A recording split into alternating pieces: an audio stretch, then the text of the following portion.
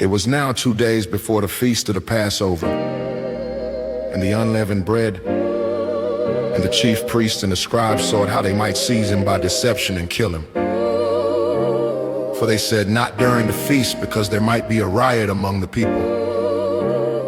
While he was at Bethany in the house of Simon the leper, as he sat at the table, a woman came having an alabaster jar of ointment of pure nard. Very costly, she broke the jar and poured it over his head. But there were some who were indignant among themselves, saying, "Why has this ointment been wasted? For this might have been sold for more than 300 denarii and given to the poor." They grumbled against her. But Jesus said, "Leave her alone. Why do you trouble her? She has done a good work for me. For you always have the poor with you, and whenever you want to, you can do them good, but you will not always have me. She has done what she could. She has anointed my body beforehand for the burying. Most certainly I tell you, wherever the good news is preached throughout the whole world, what this woman has done will also be spoken of for a memorial of her." Judas Iscariot, who was one of the 12, went away to the chief priest that he might deliver him to them. They were glad to hear it and promised to give him money. He sought how he might conveniently deliver him. On the first day of unleavened bread, when they sacrificed the Passover, his disciples asked him, "Where do you want us to go and prepare that you may eat the Passover?" He sent 2 of his disciples and said to them, "Go into the city, and a man carrying a pitcher of water will meet you. Follow him. Wherever he enters in, tell the master of the house, 'The teacher says, where is the guest room where I may eat the Passover with my disciples? He will himself show you a large upper room, furnished and ready. Get ready for us there.' His disciples went out, came into the city, and found things as he had said to them, and they prepared the Passover. When it was evening, he came with the 12. As they sat and were eating, Jesus said, 'Most certainly I tell you, one of you will betray me, he who eats with me.'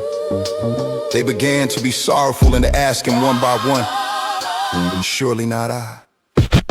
He answered them, 'It is one of the 12, he who dips with me in the dish. For the Son of Man goes, even as it is written about him. But woe to that man by whom the Son of Man is betrayed. It will be better for that man if he had not been born.' As they were eating, Jesus took bread, and when he had blessed it, he broke it and gave it to them and said, 'Take it. This is my body.' He took the cup, and when he had given thanks, he gave it to them, and they all drank of it. He said to them, 'This is my blood of the new covenant, which is poured out for many. Most certainly I tell you, I will no more drink of the fruit of the vine until that day when I drink it anew in God's kingdom.' When they had sung a hymn, they went out to the Mount of Olives. Jesus said to them, 'All of you will be made to stumble because of me tonight, for it is written, I will strike the shepherd and the sheep will be scattered.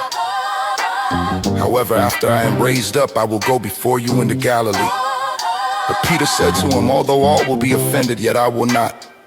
Jesus said to him, 'Most certainly I tell you that you today, even this night, before the rooster crows twice, you will deny me 3 times. But he spoke all the more, 'If I must die with you, I will not deny you.' They all said the same thing. They came to a place which was named Gethsemane. He said to his disciples, 'Sit here while I pray.' He took with him Peter, James, and John and began to be greatly troubled and distressed. He said to them, 'My soul is exceedingly sorrowful, even to death. Stay here and watch.' He went forward a little, fell on the ground, and prayed that, if it were possible, the hour might pass away from him. He said, 'Abba, Father, all things are possible. You please remove this cup from me. Yet not what I desire, but what you desire.' He came and found him sleeping and said to Peter, 'Simon, are you sleeping? Couldn't you watch 1 hour? Watch and pray that you may not enter into temptation. The spirit indeed is willing, but the flesh is weak.' Again he went away and prayed, saying the same words. Again he returned and found him sleeping, for their eyes were very heavy and they didn't know what to answer him. He came the 3rd time and said to them, 'Sleep on now and take your rest. It is enough, the hour has come. Behold, the Son of Man is betrayed into the hands of sinners. Arise, let's get going. Behold, he who betrays me is at hand.' Immediately, while he was still speaking, Judas, one of the 12, came. There were a multitude with swords and clubs from the chief priests, the scribes, and the elders.